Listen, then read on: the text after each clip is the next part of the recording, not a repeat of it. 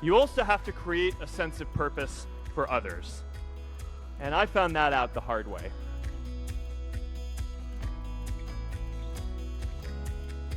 Purpose is that feeling that you are a part of something bigger than yourself, that you are needed, and that you have something better ahead to work for.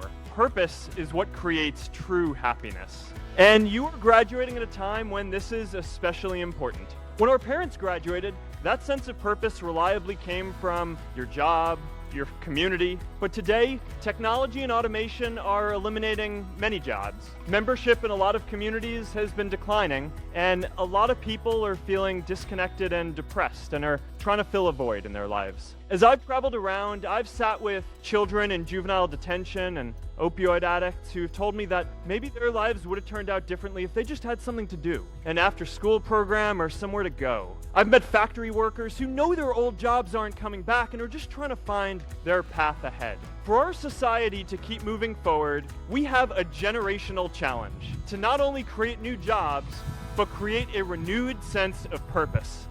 When you're trying to become successful, you have to understand that people aren't going to understand what you're doing. People aren't going to believe in you the way that you believe in yourself, and they're going to not understand what chasing your goals truly is. So many people say they want to start their dreams and want to chase their goals, and whatever the case may be, but hardly ever are those the ones that are actually pursuing their goals and their dreams. They just say what they want to do, yet they never actually put a step forward and start. And that's what the big difference is between wanting to do it and actually doing it, is just starting. It seems so simple and so easy, but that's actually the hardest part of trying to become successful. Just starting, getting your feet on the ground and going one step forward.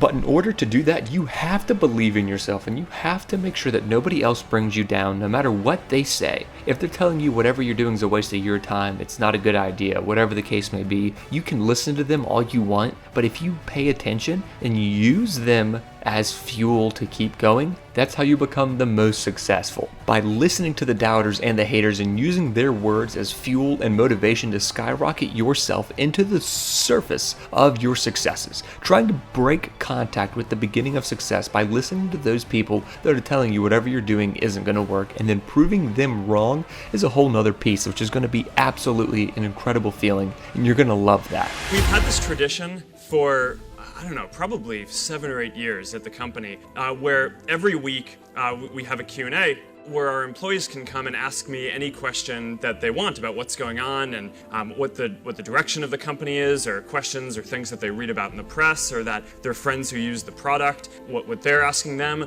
And it's been this really important tradition for us, both because we really believe in openness and communication, and that's kind of what Facebook is all about. But it's also really important for me and for running the company to be able to get feedback. Right, and to be able to learn what's on people's minds, what our employees and folks who are part of our team are thinking about. A lot of the time, there are good questions that people ask that change the way that we think about what we're building and what we're here to do in the world, and that often make us go think and reevaluate how we should be approaching different problems. When I'm introspective about the last few years, I think that the biggest mistake that we made as a company is betting too much on HTML5 as opposed to native, because it just wasn't there. It's not that HTML5 is bad. I'm long-term really excited about it, and and one of the things that's interesting is we actually have more people on a daily basis using mobile web Facebook than we have using our iOS or Android apps combined, right? So mobile web is a big thing for us, but there's no doubt that we went for this approach. We built this internal framework that we called FaceWeb, which was basically this idea that we can take the infrastructure that we built out for pushing code every day, not having to submit to an app store, building web code on the web stack that we have, and that we can translate that into mobile development. We just were never able to get the quality that we wanted. And so we made this decision 2 years ago to go in that direction. So it took us 6 to 8 months to build FaceWeb and get that approach going, another 4 months or so to decide that it wasn't going to do it after we'd kind of committed to doing that. And then we had to start over and start rewriting everything to be native.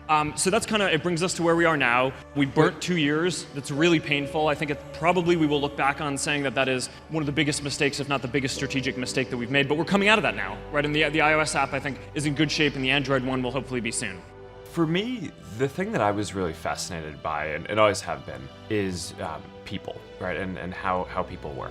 When I was in college, I studied psychology and computer science. And one of the things that you learn when you study psychology is that there are all these parts of the brain which are geared just towards understanding people, right? Understanding language, how to communicate with each other, understanding facial expressions, emotions, processing. Yet when I looked out at the internet, right, in 2004, which is when I was getting started, you can find almost anything else that you wanted, right? You could find news, movies, music, reference materials, but the thing that mattered the most to people, which was other people and like understanding what's going on with them, just wasn't there, right? And I think what was going on was that all that other content was just out there, able to be indexed by search engines and other services. But in order to understand what's going on with people, you needed to build tools that made it so that they could express what was going on with themselves. I wanted to figure out what courses to take, so I built this little website, Course Match, that that just made it so that you could enter what courses you were taking, and you could click on them and see who else was in them, and it did all these correlations. So it told you people who took this course were likely to enjoy this course too. And the thing that just struck me from the beginning is people would just spend hours clicking through here are the courses that people are taking, and wow, isn't it interesting that this person is interested in these things? And it was just text, right? There was nothing that was like super interesting there, but that just struck me as people have this deep thirst to understand what's going on with those around them. There were probably 10 other things like that I built when I was at Harvard before I actually got around to building the first version of Facebook that kind of added a lot of these things together.